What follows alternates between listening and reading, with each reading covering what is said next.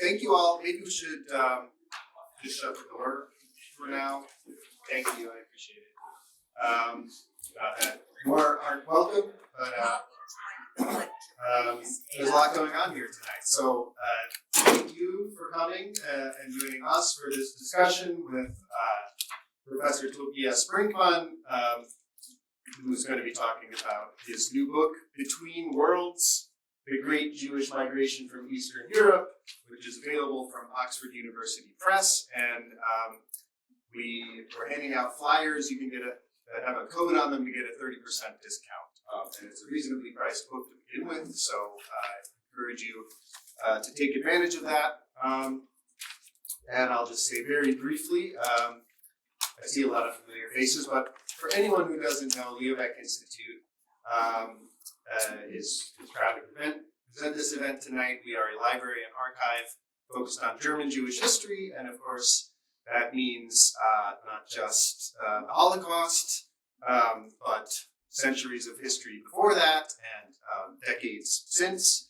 And it also doesn't just mean Germany, it means anywhere from Alsace to Czernowitz or Königsberg. You know, you could pick your far-flung places in Europe to sort of draw a box around many regions that German Jews lived.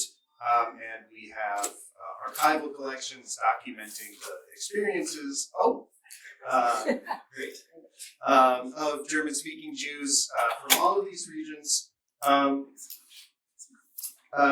And so just very briefly to introduce this, I think our venue here at the Center for Jewish History, which unites a number of different Jewish heritage and scholarly research organizations, and with the Anne Frank exhibit opening downstairs, is a good example of how the boundaries that we draw around our subject can be sort of artificial, and there really isn't a German Jewish history that can ignore the sort of related history of Jewish people in Eastern Europe who spoke Yiddish and other languages and who were linked to German-speaking lands by migration and cultural exchange. And migration, of course, is not just a Jewish or European experience, but a universal fact of human life. And if you've been paying attention to the news and any of the discussion about plans to deport tens of millions of people from the United States, it also becomes apparent, I think, that any boundaries that we draw between the past and the present are also a bit dubious.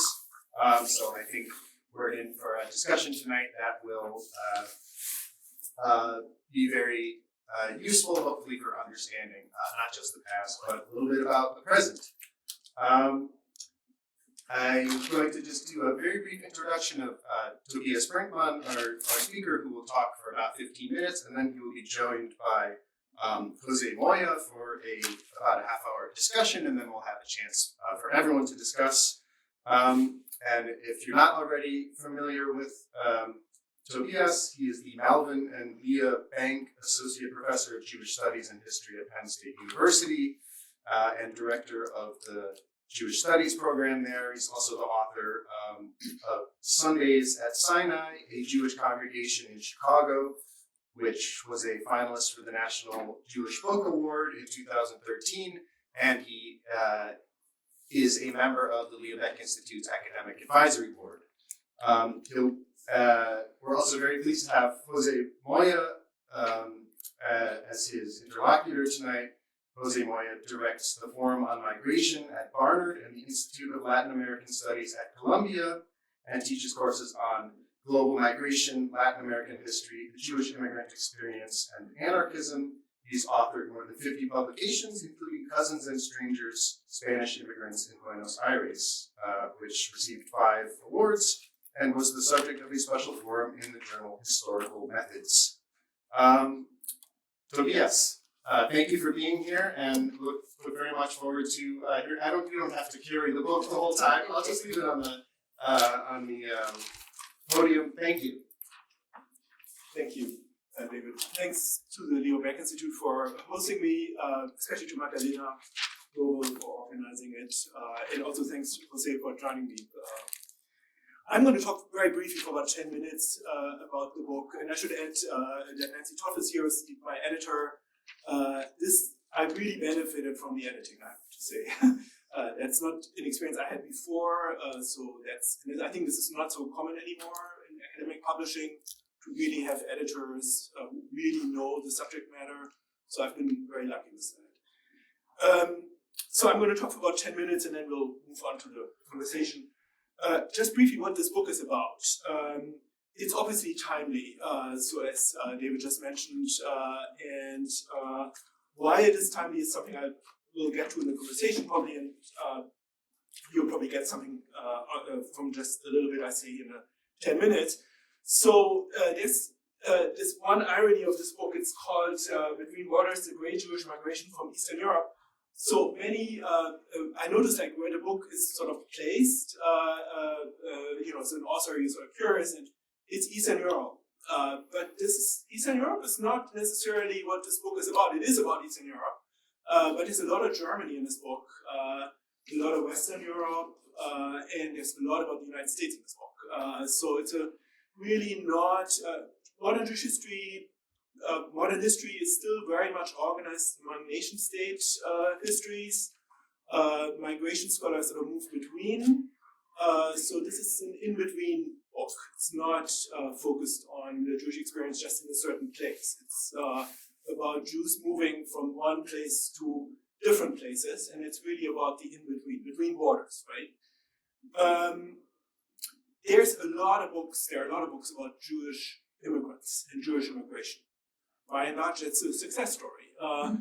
What really got me interested, as somebody who actually wrote a book about Jewish immigrants, namely in Chicago, was I noticed this in between, the people who didn't make it. They're not, in American Jewish history, a field that I'm involved with. The focus is on those who made it, but those who didn't make it are forgotten, essentially. Many perished in the Holocaust. And Frank, who is the topic downstairs, is just one of them. There's a small case I saw today in the reading room about Otto Frank's attempts to get his family out, and they were obviously, as you all know, were not successful, right? And this is a big story in this book,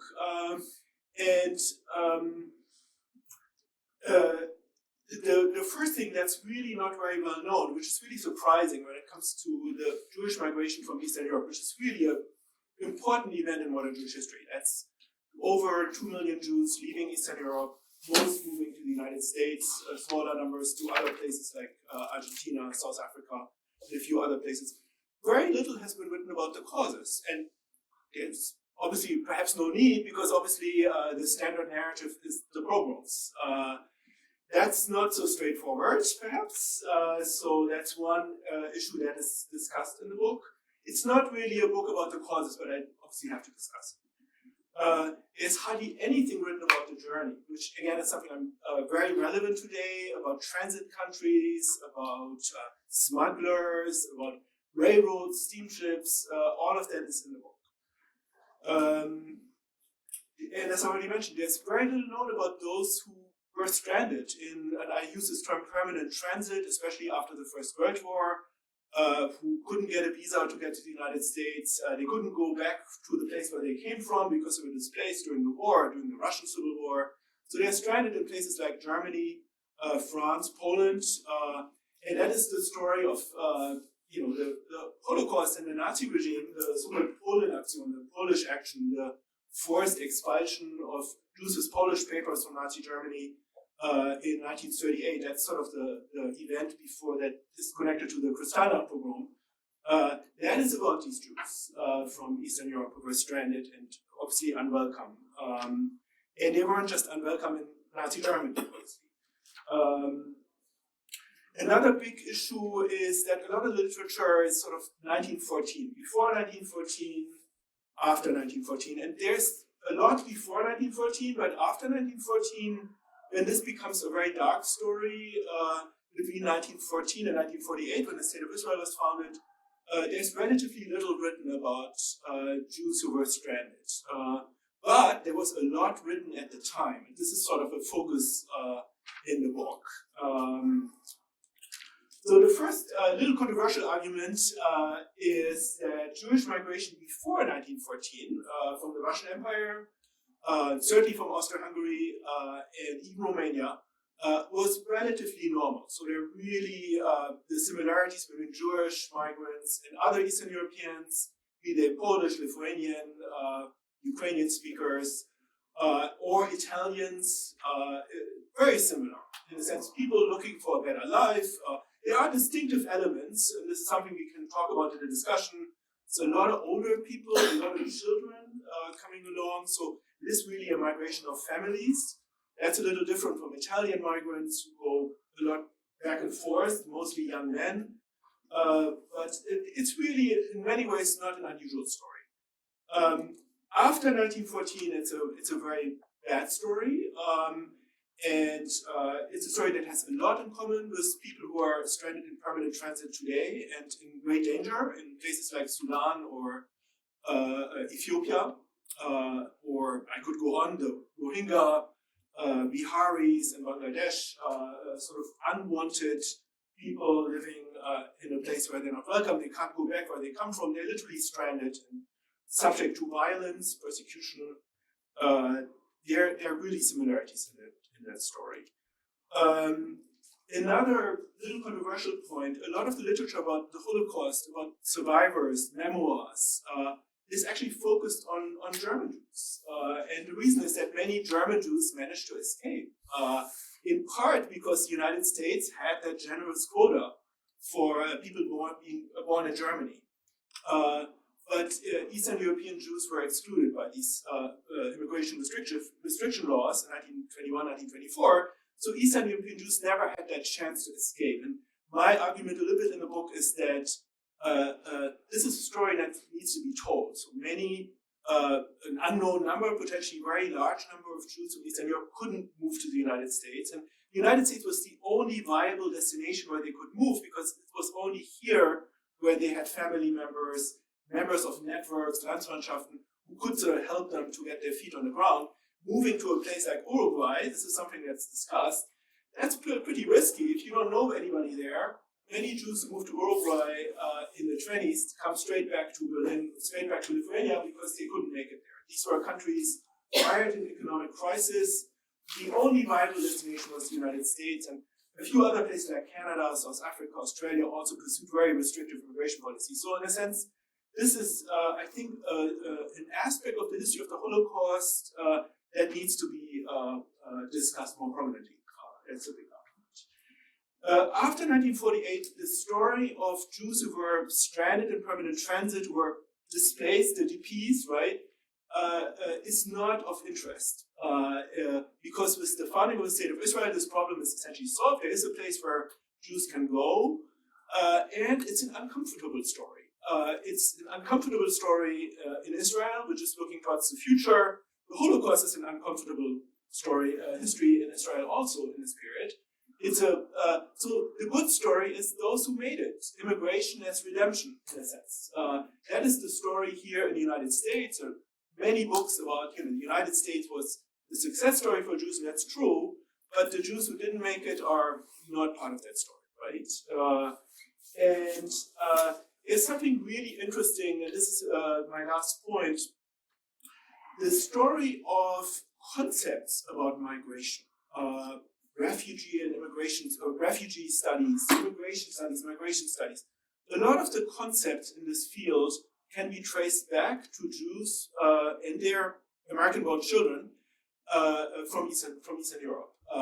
Concepts like acculturation, assimilation, cultural pluralism, and I could go on and on. One of my favorite examples is the very term displaced person. It was coined in 1943 here in New York by one of the protagonists of this book, Eugene Kulischer, who is regarded today as one of the founding figures of modern migration studies. He was a corporate lawyer from the Russian Empire who wrote extensively about migration. And he coined the term in 1943, and I tell his own story in the book. And so this is an interesting point that the Jewish experience really influenced concepts that are universal in general. right? About all groups, all migrants. The very term migrant, in fact, this is something I find interesting. This is something I'm trying to tackle in the book somewhat. So there's a much bigger story contained in it. This is particularly a social science story. So it's social scientists, sociologists who are obviously interested in migration as a contemporary phenomenon and trying to figure out what would a society like the United States look like, a few generations further. And I don't think it's a coincidence that that's a very Jewish story. It's not an exclusively Jewish story. It's also in very peculiar ways connected to the African American experience. Again, you can ask me about that. There are a couple of things that are distinctive. That's my final point about this story, especially before 1914. One point that I find particularly important that deserves more research on a more transnational level is the story of Jewish aid organizations and Jewish advocacy. Just today, I went through the papers of Max Kohler, an immigration lawyer, and this is for the 1920s, so after the restrictive laws have been passed. And it's really interesting to see how leaders of Jewish communities really advocated generally for all refugees. So the idea that the United States should have offer asylum for people who are persecuted originates, I would say, in a Jewish context during the First World War. And they refer, this is very interesting, to the Armenian genocide that was unfolding. This is in 1917. So there are distinctive elements there, but they're always sort of tied to universal, general concepts. And that is, I find, what is so fascinating about Jewish history. It's a very small group, but there are real connections to much bigger issues. Okay.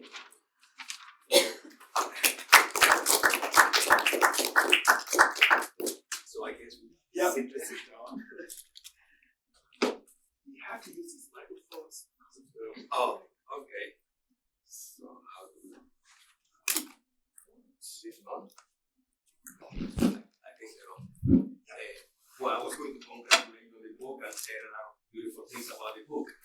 But maybe I should also say that not only Germany is there a lot of times as to as a place of destination, as a place of origin, as a place of transfer and things like that.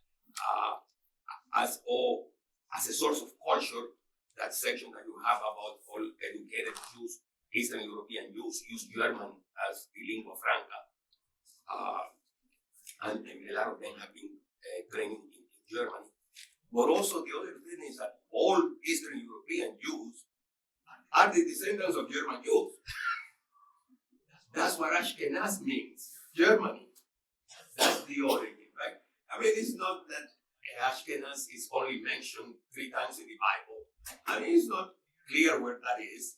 But as early as the Middle Ages, it was assumed that it was Germany, right? So Eastern European Jews are the Jews who were expelled from Germany in the 1200s, 1300s, and things like that. There were very few Jews in Eastern Europe. The other thing that I was going to say that is proper for a book on migration, I was trying to think of if there's any other people in the world, other group in the world, that are as mobile and migratory as Jews. And I could think of one actually. Hindu Sindhs. These are Sindhi people from what is today Pakistan that ended up, well, they're Hindus, they're not Muslims. They were expelled, they ended up in India, and they're all over the world. There is not a single country that is at least a dozen Hindu Sindhis. So they're more widespread than Jews, definitely. But their spread is only like 3 centuries, while Jews are 2 millennia. So I think Jews still are the most migratory people in the planet, probably. I was going to say about the things that I like a lot about the book is one is the time span. Usually migration histories are written by, up to World War I, at the most up to the 19th century, about up to World War I or the 1930s or something like that. You actually goes into the 30s and into the 40s, so you can see the changes before the war, after the war, during the Second War, and things like that. The stress on modernity, that yes, when you said, people say migration is as old as humanity. That's not exactly true, actually. Migration is older than humanity. Because humanity's Homo sapiens, like any other species, are a product of a migration. A species, a subgroup of a species moves into another environment, natural selections selects for different criteria, and new species emerge. That's how it works with nature, and we are animals. We don't want to admit it, but we're animals with a bigger brain, but animals nevertheless. So we are a product of migration. But you stress that this is not just migration, but that this is a modern phenomenon, which is what is modern is long distance mass migration, right? So that is very interesting what you say there. That you also deal with the origins of these people, and in that, particularly in the chapter about Lithuania, that was quite interesting. I was going to say that I'm not too sure about this, but Lithuanian Litvaks, Jewish immigrants in South Africa, may be exceptional in the history of Jewish migration in that a single group, these Litvaks from Lithuania, make up the majority of Jews. I don't know of any other place in the Jewish diaspora where a single origin is so dominant. At least I don't know of any place like that. I also like the fact that you also deal with different destinations. The main destinations in the United States normally, that makes sense. But you do deal with also Canada and Argentina and Palestine, a lot of stuff on Palestine. And the effort to return to Palestine in the 20s and things like that. The UK, Germany, France, and so that makes it fuller, right? It also, the other thing that it examines economic, demographic factors, but also the politics and the policies of migration, right? That the restraint where people can go, who cannot, when. And then the other thing that I like about it is that it not only deals with actual migration, but that the stories and the narratives about migration, right? This narrative of migration as something that is fleeing from poverty or fleeing from persecution is particularly strong in ethno-religious groups that have been the victims of victimization and persecution and pogroms and things like that. So they're not restricted to the Jews. You also mentioned the Armenians, the Greeks from the Ottoman Empire also. But I would say that the case of Jews resembles more, at least Jews before the Shoah, before the World War II, before the Holocaust, resembles more that of Lebanese Christians, Lebanese Maronites, because they also have this narrative that their immigration is not just immigration, but is seeking refuge. They're fleeing from the persecution of Muslims and things like that. But they're different than the Greeks and the I think Jews and the Lebanese are different from the Greeks and the Armenians in that already during World War I, the Armenians and the Greeks had been the victims of a genocide. Jews and the Lebanese had not. They have been the victims of pogroms and massacres here and there, but not continuously. And then their migration had little to do with the actual pogroms and massacres because sometimes they didn't coincide. For example, the narrative of Lebanese, the migration began like 40 years after the massacre of Lebanese, right? So they waited for 4 decades. Oh, not yet. We're not ready to migrate. That doesn't make any sense. But the story is one. The other thing that seems similar is that the story is created first by elites, but eventually just about everyone buys into it. I think this is also a bigger question that beyond that is that the story of migration as yes, a story of poverty, that they're fleeing from poverty and things like that. That doesn't make any sense. You mentioned in the book the story, I forgot who was the writer of the story, about Jews traveling in the train in the three classes. In the first class, there are no Jews. In the second class is the Jewish aristocracy. And then the third class are the Jewish petit bourgeoisie. In Russia. In Russia, right. Now, that if people, the Jews that were not the petit bourgeoisie, couldn't even afford a train ride, and you say that a train ride was very expensive, how could they afford a train ride and after that a transatlantic ship? That's nonsense, We think of migration of the poor. In reality, long-distance migration is very costly. And the poor rarely emigrate in long distance. It is the people who can afford it. Not the very rich, they have no reason for migrating. But it is usually people who are better off, who have enough resources and enough money to pay for the trip, right? The poorer 1/3 of the population rarely are able to migrate. It's true that it becomes more inclusive because if you have family, they can send money for the passage and things like that.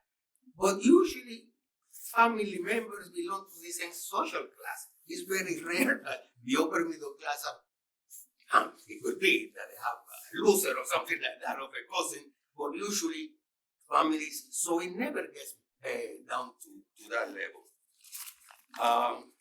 But I'll let you, let's make it a conversation. Otherwise, that's a really good point. I think this is so relevant right now, right? I just read an article this morning about people who are being deported to Guatemala. So that these flights, they already began a couple of weeks ago. And you wonder, why is it that these really poor people from Central America, they try again, right? They already paid thousands of dollars to a smuggler. They don't make it, they're taken back to Guatemala and they try again. How does this work? And this is something really similar. And I think, so I put in the chapter begins with José C's railroad stories. I don't know if you're familiar with this. This is a wonderful collection of stories that he wrote actually after he was here. So José C was a very, very popular, famous Yiddish writer who really wrote for just normal people. So it's really accessible. And of course today it's very famous, but he was already famous then. And he wrote essentially about Jews moving to cities in the Russian Empire. And sort of these tensions that emerge from that. There's people coming from small towns and they move to sort of rapidly growing cities like Vitebsk, where Mark Chagall grew up, or Minsk, not to the imperial capitals. And he became quite famous, quite wealthy, and he felt this New York, this was the place where he could become really wealthy and really famous. So he comes here and it's a complete failure. Like the Jews who were here in New York, and this is in 1904, they weren't interested in him. So he moved back to Eastern Europe. He was really financially struggling. So he goes on a tour to make some money. And it's really quite a story. He writes these railroad stories. And they're really fun to read. Railroad is not a good thing in a way. So it's all these stories are, none of the stories has really an end. There are a lot of slick characters in these trains, and it's always the narrator who's Jewish meeting other Jews on a train, and they're sort of talking to each other. The most famous story is the Mensch from Buenos Aires, the man from Buenos Aires, who's a stylishly dressed man on the train, and the narrator is a traveling salesman, gets into a conversation with him, they talk about this and that, and everything, and suddenly the train station comes where the narrator has to get off. And he gets off, and then he realizes he never asked this guy what he does for a living. He knows he's from Buenos Aires, and he said he's looking for a young woman to marry. And so he calls back as he's sort of walking away from the train, what do you do for a living? And the guy says, but the translations are all bad. You have to read this in Yiddish. So he says, the translations all say, I'm not dealing with Shabbat candles, to be sure. Ha ha ha. Actually, he says in the Yiddish original, I'm not dealing with etrogim. So that's lemons in Hebrew. That's that's essentially a symbol for purity. So I'm not in the purity business. In other words, all the contemporaries would have understood very clearly this is a pimp looking to traffic young women into prostitution. And there's quite a bit of work now about Buenos Aires, a really good book by Mia Yaffitz. Half of the registered prostitutes in Buenos Aires were Jewish, and there's a big Jewish immigrant population around Once Station. So it's a fascinating story. And the contemporaries understood this. My point about these stories is mobility is ambivalent. And Jews were mobile in the Russian Empire. So the moving to America is not such a rupture. They're already living in a place that's rapidly changing.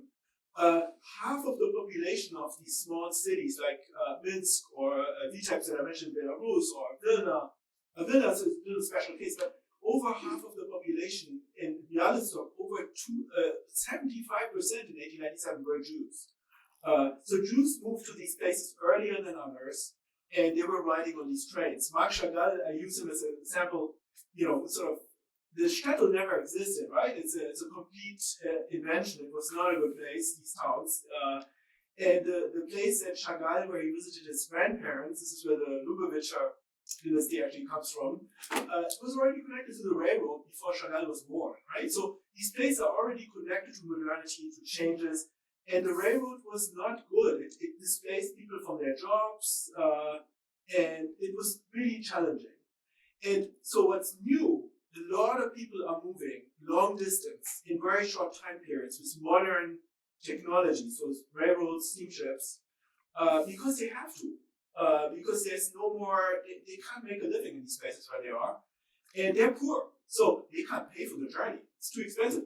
Many of these migrants from Central America, they don't have the money for this. They borrow it. They borrow it from others, and the expectation is that they will pay it back with interest, and that's the only way that's going to work. And so the story of Jewish migration, that's pretty well written up. There's some really great books about Landsmannschaften, about these networks. That explains how poor people can move. And they're already familiar with that. They're already these traveling salesmen and the petit bourgeoisie, and they know about the trends. And so I did a lot of work trying to dig up stories of individual, just regular folks traveling. And so there's quite a bit in the book about that. Not just the famous people like Sholem Aleichem and Marc Chagall. And so that really proves that in a sense, and it shows how some people travel. They were teenagers, they had just a little money. They don't go straight to America. They go to East Prussia, to Königsberg, which is sort of a very important point in this. Eastern Prussia, this province that's now the Kaliningrad Oblast and part of this, Poland today. That's a big stopover. There were different stopover places where people stopped. England is a big, very important. London. Also Leeds and Bradford, this has a lot to do with ships that move to certain places. People stopped over a couple of months, couple of weeks, make some money, and then pay for the ticket, and then they go to America. There's a cousin here, and then they wind up in places like Cleveland or Detroit when they have a little more money to move. Many Jews from Eastern Europe also lived in small towns in America. So poor people can move. This is, I think, really important. Lithuania. Again, the scholars know all of this, but I think the narratives are so powerful about the pogroms, and most of the pogroms happened in what's today Ukraine. Why? Because Ukraine is a growth area. There's a lot of tensions. There are new people coming in. This is the 1880s, right? 1870s already, 1880s, and there are Poles, Ukrainians, Armenians, Greeks. Very diverse society actually. Lviv or Lemberg, as it was called then, very, it's really multi-ethnic. And there are a lot of tensions between newcomers and people who were losing because of that tremendous economic change that the railroad brought. And there's violence. So I was very lucky to work with John Clear, who's a scholar who wrote about the pogroms and also pushed against this narrative. There were a lot of other pogroms that we don't know much about, where Jews were involved, where Ukrainians and Poles were involved, where Greeks were involved, and so forth. Well, it turns out that most Jews who left the Russian Empire didn't come from Ukraine. They came from what we call Lithuania. Lithuania is in in a Jewish key, much larger than what's today the state of Lithuania. It encompasses parts of Latvia, Belarus, and northeastern Poland. So that's in a sense the area where there was enormous population growth. It was terribly poor, and people had to move. Many moved to America, but many moved to industrializing cities in Poland, in Białystok, Warsaw, Łódź. Łódź is full of Litvaks, essentially. And Litvaks are all over the place. I found Litvaks in Dublin in the 1870s. And I have one story, I was very lucky, I did my research in Chicago. So this guy wrote a memoir about his childhood growing up in Lithuania in the 1860s. And he comes to Chicago in 1880.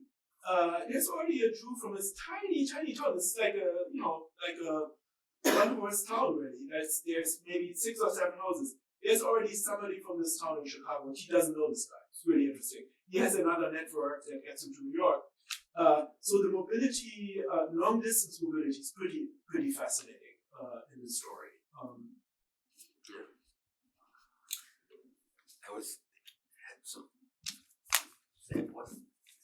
really.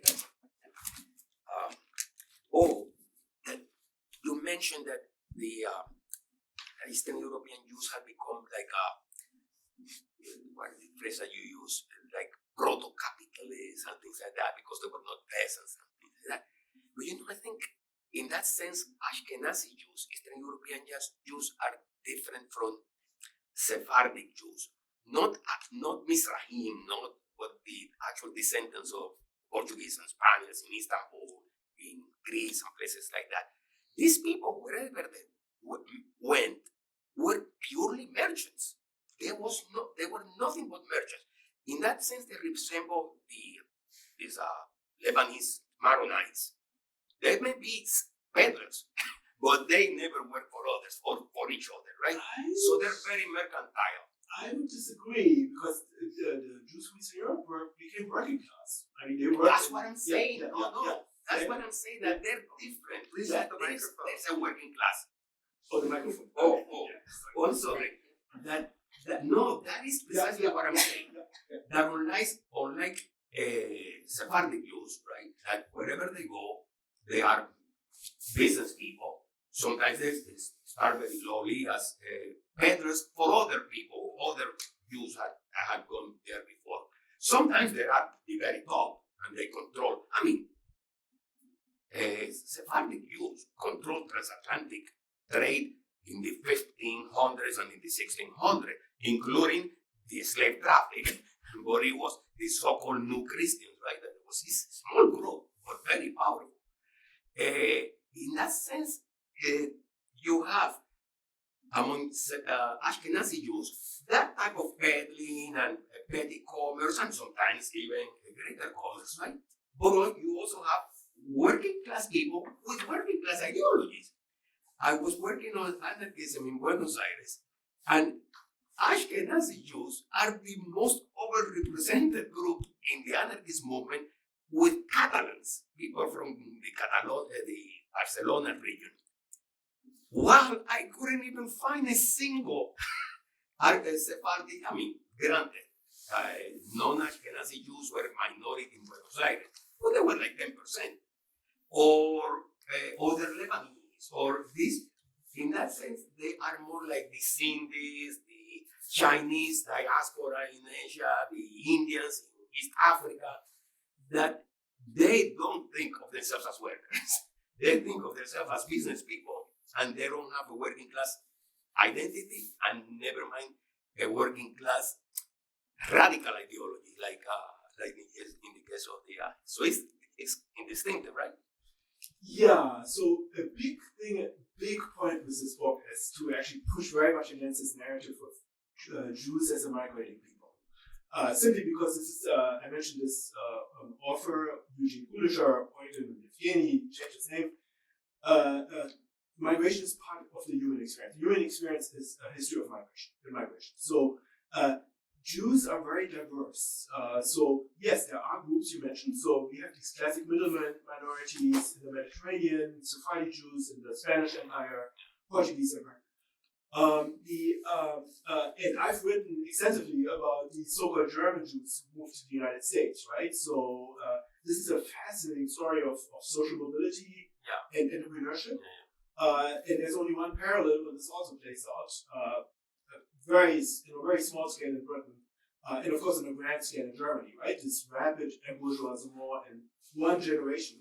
And I think that's a very specific story that has two explanations. One is the timing. So Jews had been marginalized into these, what I call the proto-capitalist niches of feudal economies in the early modern period.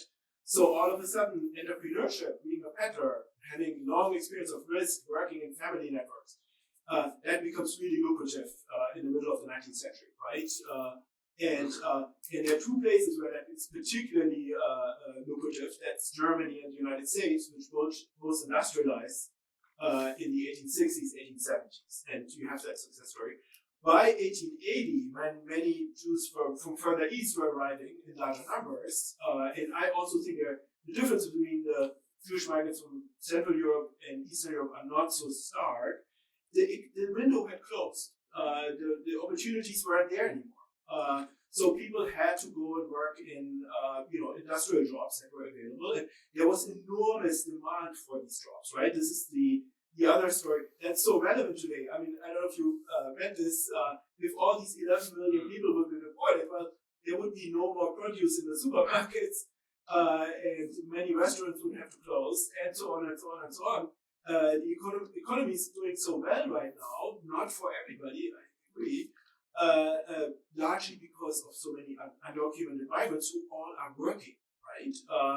And the difference from today to before 1914 is that, in a sense, the restrictions weren't there. It was pretty much relatively easy to move to America for people with very limited skills and little money, because there were jobs for them. And one irony that I point out is that it's really ironic that Italians and Jews are celebrated today at Ellis Island, and that Central American migrants are seen as sort of unwelcome and as a burden, right? So there are a lot of ironies in this story, but in a sense, it's a story of economic opportunities, economic cycles. Most immigrants who came after 1880, the only option was industrial jobs, because that was the only way to earn money for men and women and children who were working. This is another point that's really important, and I'm not the only one writing about this. The people knew this, so they're not naive. They knew before they left that this would be really tough. Why are they doing it? Because for their children. So they knew about the public school, they knew about better opportunities, citizenship is very important. I was very lucky, one of these Jewish sociologists, who's actually one of the founders of YIVO, Jakob Leshinsky, he really, all of these people had to work, they had to earn income as something, not as scholars, to be sure. So Leshinsky worked as a journalist. He, just before the First World War, he goes to the eastern border of Imperial Germany. He interviews migrants who just arrived on the German side of the border after a smuggler had taken them over.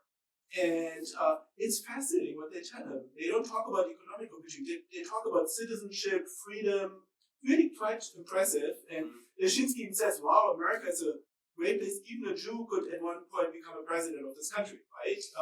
So they were aware that they were emancipating themselves by doing that. So this is not just a story of economic opportunities.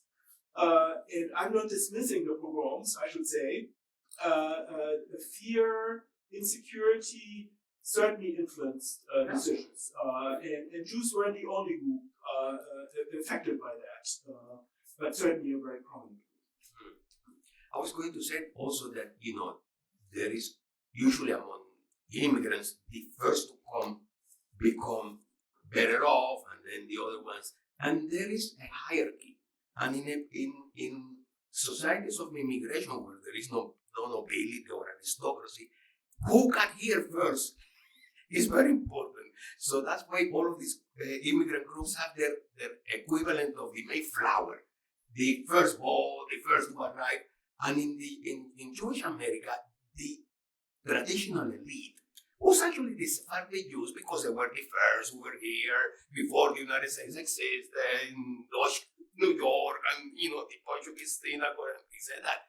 And then the Germans arrived and aspired to intermarry with the Sephardic elite.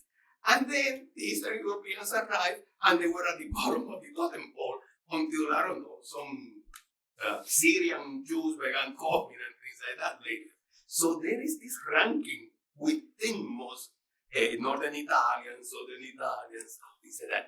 The other thing that I was going to say that the experience of German Jews and Eastern European Jews had diverged significantly. I was looking at some time ago about data of intermarriage. And intermarriage in Western Germany of Jews, like 60% of Jews were marrying non-Jews. You know what it was in Eastern Europe? Less than 1%. So obviously this is a huge difference. It was not always like that, but it had gotten to that much of a difference. Yeah, briefly these hierarchies, right? This is also the story of Israel, right? We should open it up pretty soon. There's a very funny sort of video that you can find on YouTube, in a sense, where it's an Israeli comedy sketch from the 60s. I think it's in black and white. It's showing these different people. Like the first people come and then everybody looks down on the ones who come later. And it's very much part of immigrant countries, right? That's the same in Argentina and so on. In Israel, the bottom of the pile was the Geminites. Yeah. I don't know why the Geminites was seen as the those were the least educated. They came from very traditional rural communities in Yemen. And they didn't come really quite voluntarily, obviously. And so that's, I think, that. Intermarriage is a complex issue, right? The intermarriage rates are really high in the United States now. This is the norm. Yeah. Most students I teach have a non-Jewish father or mother, and this is pretty normal. And the question is how to assess that, right? And there's been others speak with more authority, but I think it's an indication for a good place, actually. And Eastern Europe was a very difficult and challenging place. Germany is very mixed, so I think that's more an indicator for that. But I'd say let's open it up and see. Fine. And I'm just going to repeat the question for the mic. So you don't need the mic for the question.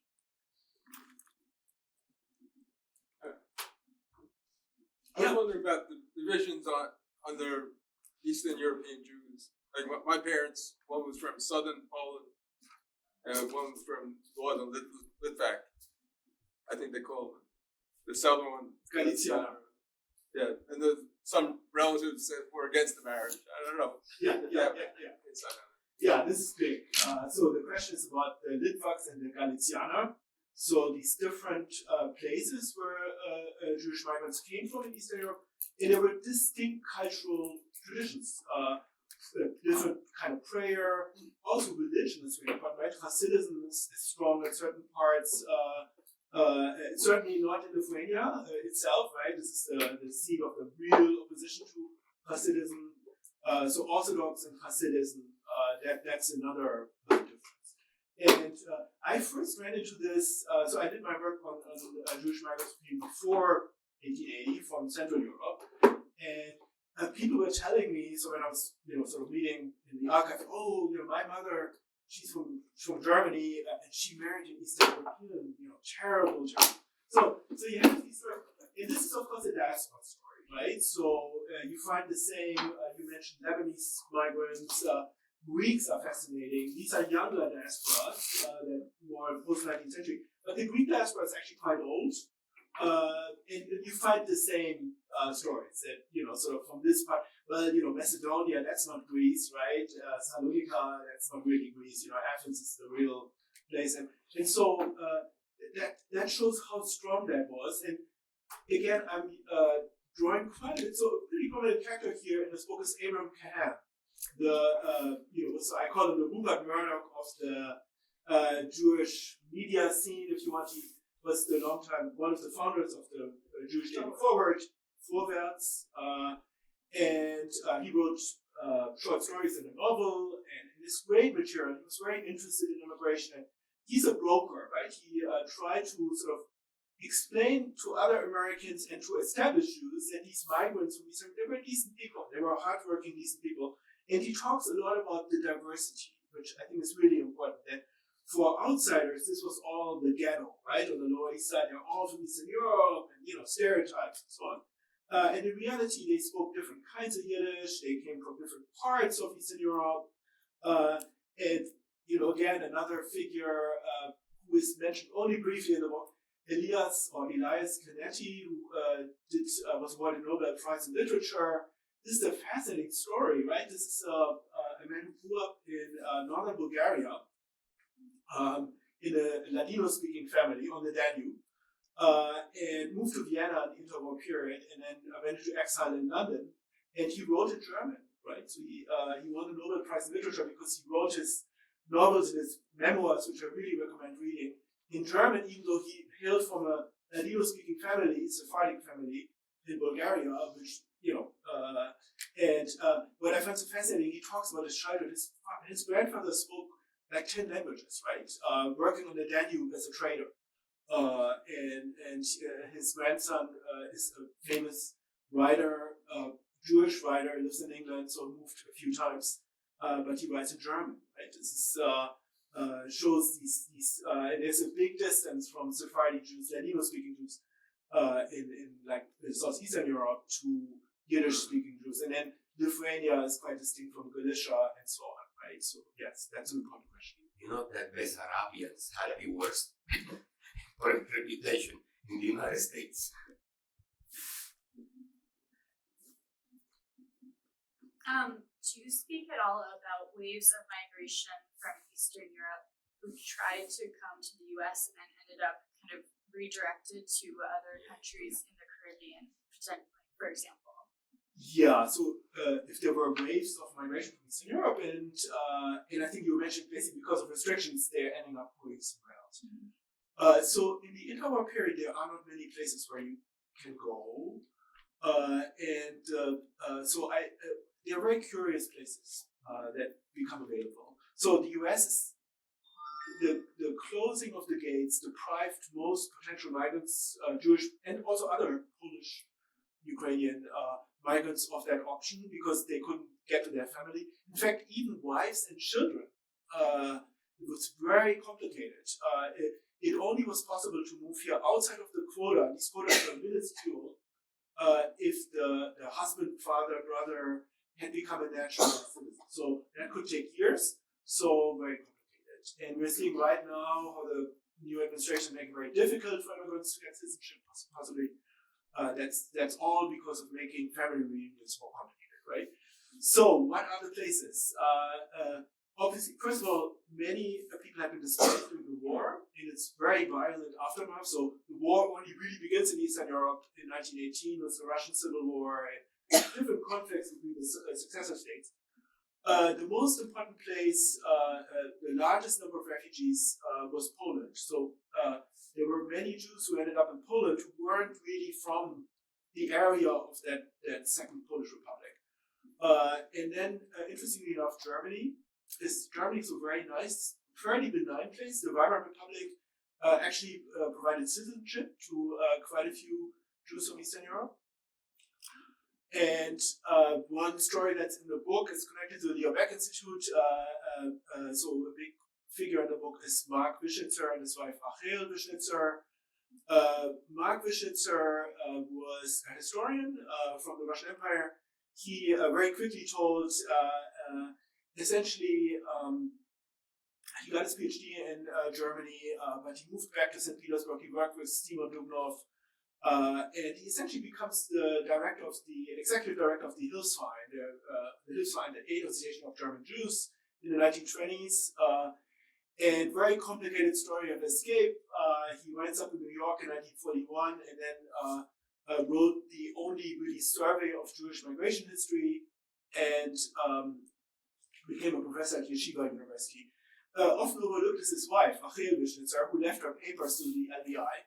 And She was a pioneering architect and art historian who also ended up teaching at Yeshiva University. And it's really fascinating to see sort of which options they had after the First World War. And so Germany is a good place. They became citizens. Prussia in particular was very run by the Social Democrats and the sort of liberal coalition until the Weimar Republic was destroyed.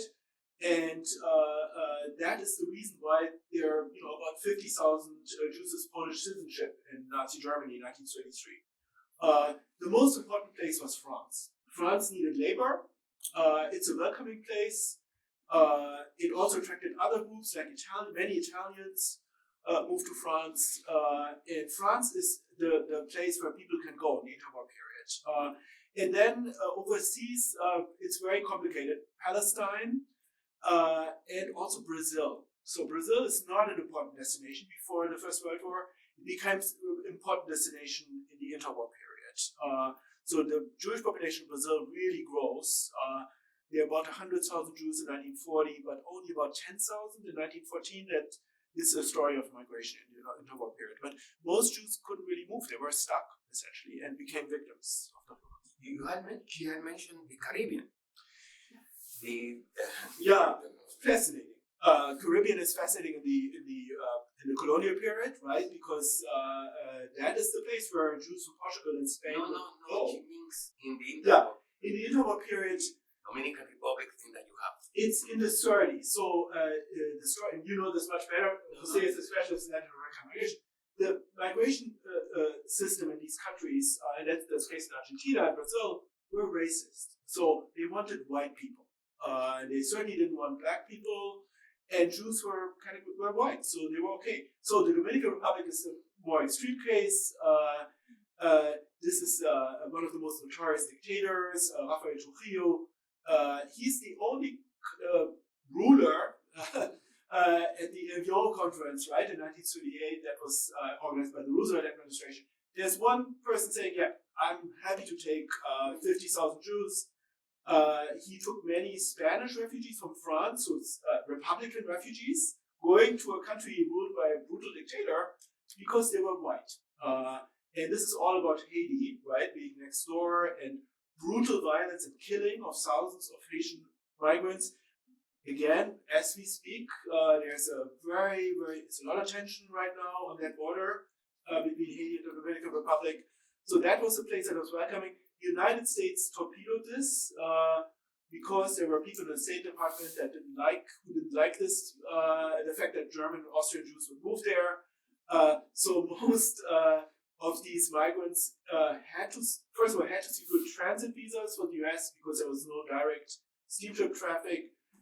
They were stopped at Ellis Island, interviewed to make sure that no Nazi spies could go to the Dominican Republic. So only a few hundred made it, and Marion Kaplan has written a book about it, and also Herman Wells. So two very different books about this story of how several hundred Jews, mostly from Austria, managed to get there. But in a sense, the options were vanishing. In the 1930s, it's becoming almost impossible. I think he was also referring to the San Luis. The St. Louis, of course, that's again. I'm sure in my family they went to Cuba. Yeah, Cuba is so Cuba very briefly. And this is in the book. So Cuba is for a brief moment a very important destination. Why? 1921, Congress passes this sort of interim law with the quotas, and there's a loophole in there. A couple loopholes in there. One loophole is if you spend a certain amount of time, it's only a year in a country in the Western Hemisphere, you can legally immigrate to the United States outside of that quota system because the Western Hemisphere was not included in the quotas. And well, they fixed that in the 1924 law. So and then Jewish migration to Cuba decreases, and then the St. Louis, that's a really dark story. These people didn't even have visas; they only had promesas, so sort of papers that, and the Cuban government just decided to cancel those. That's why the ship basically has to turn around, and that's a very sad story. Yeah, please. Yeah, and another one is, you mentioned about names. My grandparents had a good friend. The last name was Sternlich, and they didn't like it. They were Polish, German, Jewish. Sternlich was on their passport. So when they went to Cuba, they changed it to something like Steinberg or Schwarzberg, something more common. But when they went to find their family members, it said Sternlicht, which means they don't like that name because the way the Germans used to approach you in the streets as a Jew with that name, it was like very, it had a negative impact on them given the fact that they survived the Holocaust. Yeah, this is a question about names. So you mentioned names Stein, Sternlicht. Sternlicht, actually it's a beautiful name. I mean, it means starlight, right? Yeah. It's actually the name of a character in the series I recently saw. So that's a really tricky business. So I deal a lot with genealogists who email me, right? Because I'm really interested in these journeys. I use Ancestry.com extensively because I became really interested in these migration scholars, and I wondered what's actually their story. How did they get here? Kulischer, kind of interesting, was detained at Ellis Island because he didn't pay for the steamship passage. His father-in-law paid for it, and that was suspicious, so they stopped him. And so it's elements like this that put a little meat on the bone, so to speak. So I realized that the people who write about this are themselves very much caught up in it, were themselves refugees. And names are tricky. People change names all the time. And I'm always struck coming from Germany. In Germany, it's very difficult to change one's surname, almost impossible. And there's really some very good literature about that, about the Nazi period, that a lot of people with supposedly Jewish names in big quotation marks were not Jewish. So these names are problematic, and the anti-Semites played on this quite extensively. And in the US, it's really simple to change your name. So people change their names for all sorts of reasons. Discrimination is certainly a factor. But the place where that's most extreme, in my experience, is actually England. Specifically England, not Britain. The pressure to assimilate was much stronger than here. And so a lot of names, it would have never occurred to me. The name Nigel Lawson, which some of you may know, this is late Secretary of the Treasury under Margaret Thatcher. So that's a name change from probably Levi's son or Levy's son or something. So that's quite typical in England. And I think anti-Semitism, pressure to assimilate. And that is less the case here. And I was amazed how many names were really not changed, actually. But yeah, it's a tricky thing. Yeah, David. Do you write about in the book sort of how the arrival of new immigrants is metabolized, like sort of politically and socially, by whatever the destination country is, in terms of like, competition in the labor force and economic change? And I'm thinking about this just in light of like the discourse we're familiar with now about the idea that immigrants, in the U.S., you could also talk about Europe, but are economic competitors for natives, native-born citizens. And I wonder if there's anything in your book that kind of sheds light on the development of these ideas over time. Yeah, that's a crucial question, right? So, as I said, people have been moving around forever, even, that's the very beginning of mankind. But again, the mass movement in short time periods across enormous distances, that's unprecedented. And there's immediate backlash. Why? There are two different kinds of groups that are really skeptical about mass immigration. Even though there's clearly economic benefits, economic growth connected with it. One is people worried about cultural changes. So more on the right, as you would say traditionally. Who also doesn't like immigrants are unions, organized labor, right? Because they undercut wages.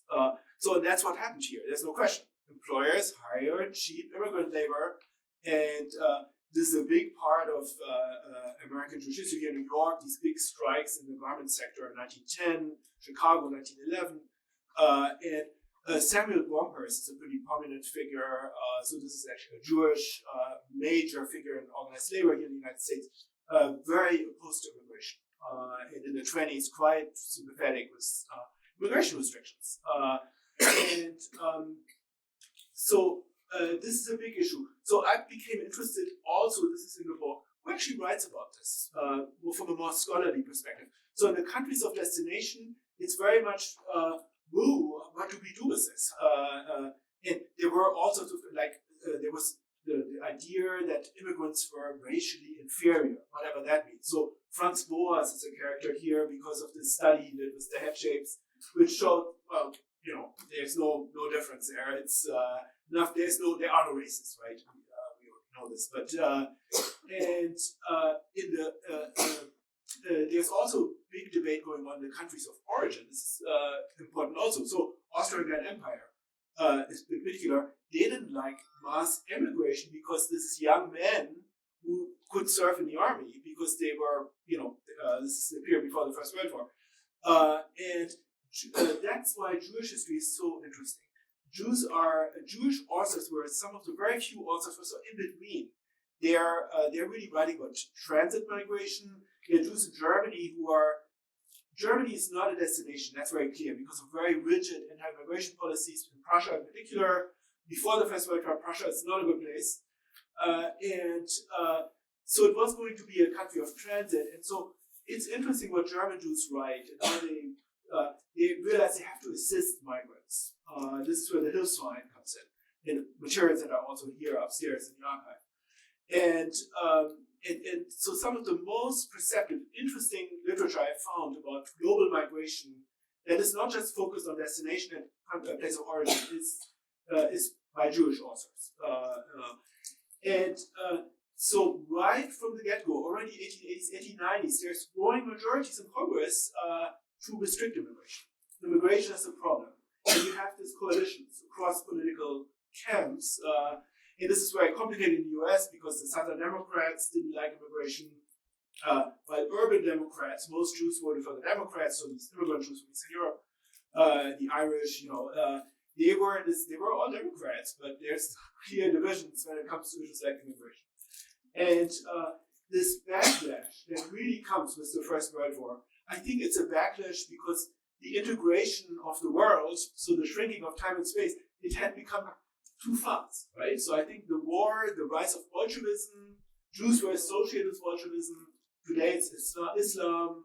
Sort of, there's real skepticism about global integration. We're again in a period where we had a lot of global integration, not least because of the IT revolution. And there's a backlash right now. I think that's why we have this moment, even though everybody knows that immigrants are essential. Even poor, unskilled migrants from places like Honduras or El Salvador are really needed. There's nobody else who's going to do this work. And I think that's really the parallel. A more interesting question I just wanted to touch upon at the end is I'm also struggling with this distinction between migrants, immigrants, and refugees. This is also really a tricky one because you often, I listen in on discussions on the radio and then, but he's a true refugee and not some economic migrant. Right? Economic migrants they're bad often in the discussion. In reality, most people fall in between these categories. Take Central America again. The official definition in most countries, these are clear-cut economic migrants looking for better opportunities. But anybody who's been to Central America will know there's crime-ridden societies where most young boys are recruited into criminal gangs. So these people are often really refugees. They're fleeing violence.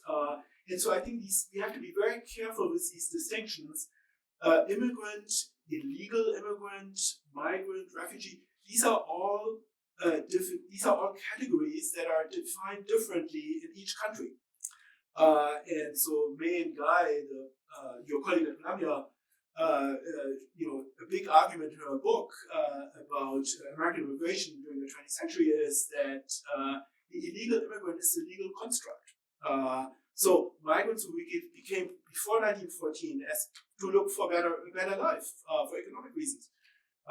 They weren't illegal because everybody could come in basically, except very few categories like criminal people with convictions and so forth, and anarchists.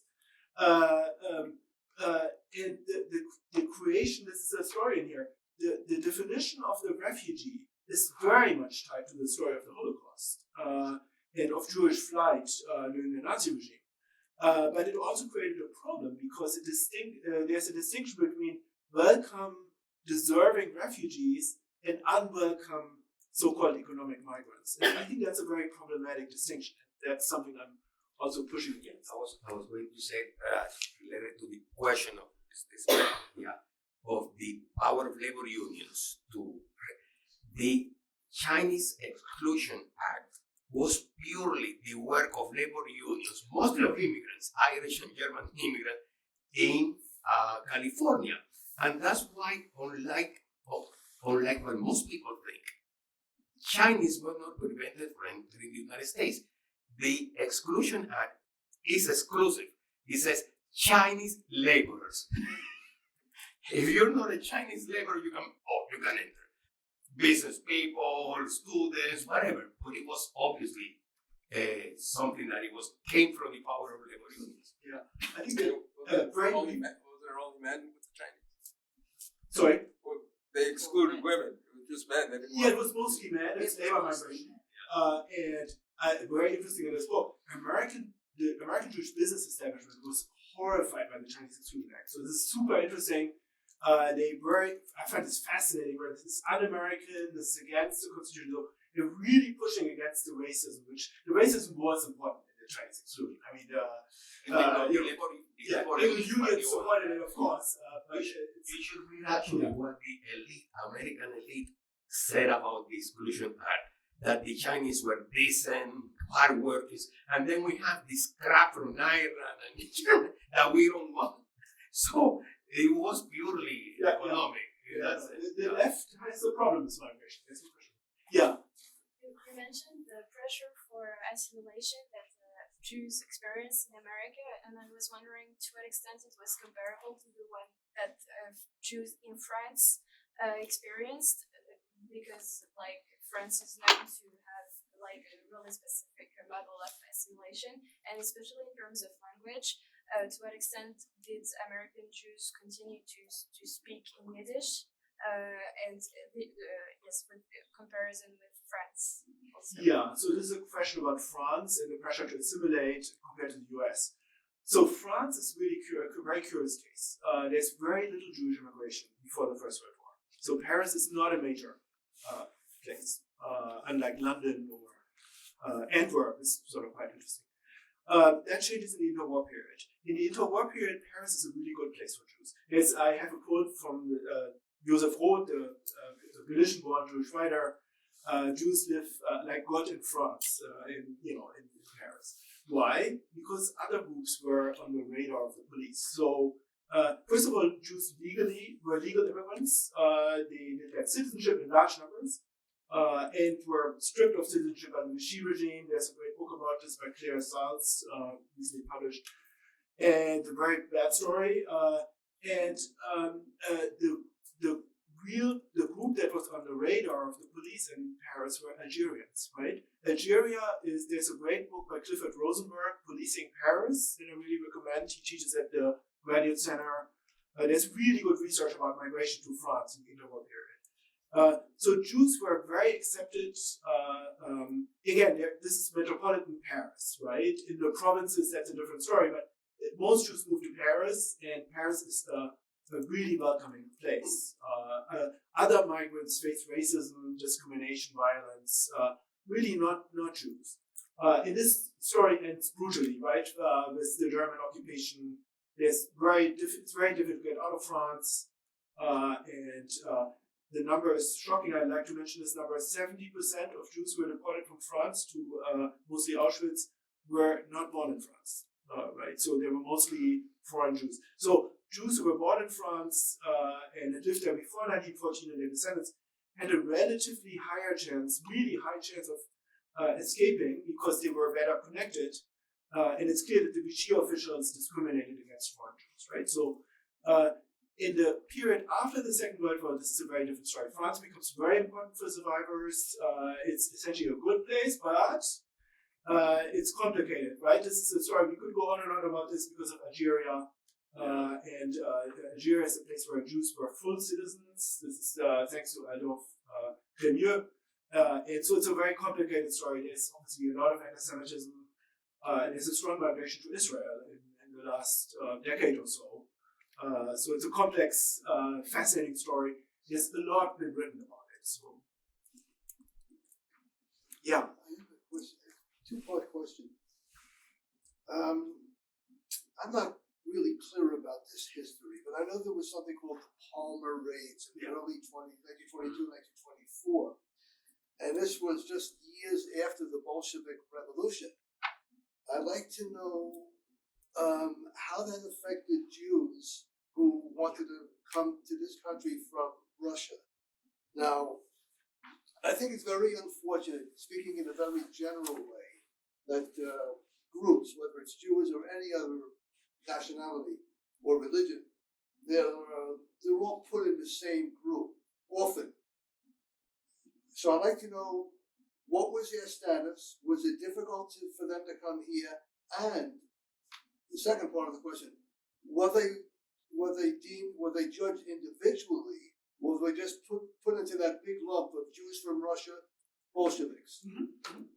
Yeah, so this is a question about Red Scare, right, after the First World War, right? The Palmer Raids at the beginning of Edgar J. Hoover's career and FBI, and how that affected Jews. Yes, in a major way. The Bolshevik Revolution is a scare scenario for employers here in the United States, right? So this is a big story. Why did socialism never really rise in the United States? I cannot answer this very quickly here. But essentially, many people, not just employers, many people were very worried about communism and the spread of communism. And here is a major country that's become, the Soviet Union, that promotes the World Revolution, and there are industrial workers over the world who are pretty sympathetic to this. So, where does this stereotype Jews and communism, where does that come from? That's complicated to explain. It's a very powerful and a very dangerous stereotype, right? That plays a big role in the Holocaust. The terrible violence that happens when the Germans invade the Soviet Union in eastern Poland, in western Ukraine, in Lithuania, Latvia, has a lot to do with this stereotype of Jews and Bolsheviks. So this is a notorious, dangerous stereotype. So where does this come from? Yes, many Jews joined the socialist movement in Eastern Europe, right? In many different forms. There were many Jewish socialist organizations. Many Zionism essentially is a left-wing movement. It's essentially socialist, really. That's the Labour Party in Israel, right? So Jews were lumped in with socialism. Why was socialism attractive for Jews? That's obvious. If you are a member of a discriminated group, socialism is a great utopia, right? If you think about it, everybody equal, everybody is the same, in a place where everybody's poor, right? That sounds great. And so this is a very dangerous stereotype. Very quickly put, so I do talk in the book about what's going on in the Russian Empire during the First World War. There's something that's been written about by some colleagues, Eric Lohr, who's at American University. During the First World War, the Russians forcibly resettled 700,000 Jews from the Pale of Settlement into the interior of the Russian Empire in 1915-16. This is violent. Hundreds of Jews were killed in this process, and they were just dumped somewhere in the middle of the country, like in some provincial town. The only difference to the Armenian genocide is that they were murdered, but there are really similarities, which I find deserve more attention. And the areas where Jews were resettled, or where Jewish refugees ended up, so there are clear connections to anti-Jewish violence in the immediate aftermath of the war, when the Russian Revolution takes place and the Bolsheviks come to power. We have a very violent civil war, and the troops were involved, the white Russian troops, so the monarchists, who were involved in terrible pogroms in what's the Ukraine. There's evidence that those who were involved in these expulsions were more likely to be involved in anti-Jewish violence in 1918-19. What is also interesting, I'm just losing my train of thought here.